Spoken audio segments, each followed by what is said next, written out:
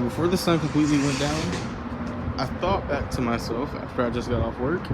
Wait a minute, I was supposed to make a video today.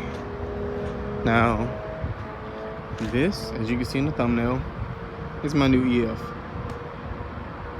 I don't think I've ever disclosed this information, but before I actually did have a 1986 Honda Civic hatchback SI that I didn't get to do anything with. And it's been heavy on me the whole time, so I decided to get an EF.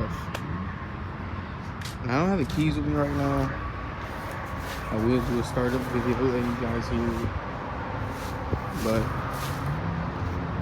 just a quick update.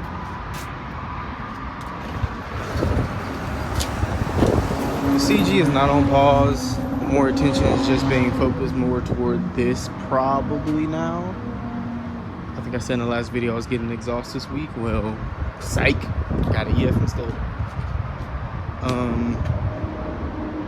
The direction I'm thinking about going with this thing, honestly, is just starting off easy and simple.